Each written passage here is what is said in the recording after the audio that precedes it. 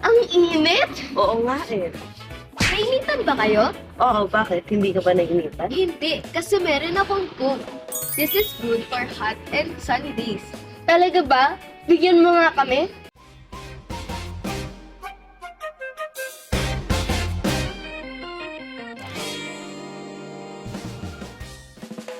Ano ba yun, Bea? Akala ko kapag lumubog tayo sa tubig, hindi na tayo naiinitan.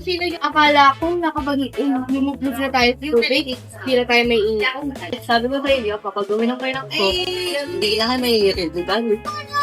Sige na nga, inumin na nga natin namin. Go natin, ayan siya.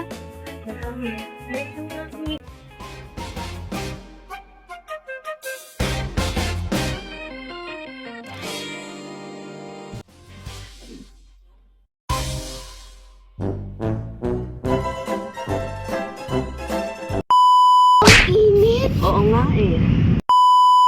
Bilis! Yan. Tapos i-ganon nyo. Take one na lang. Walay kayo ng konti. Hiwalay. Yeah.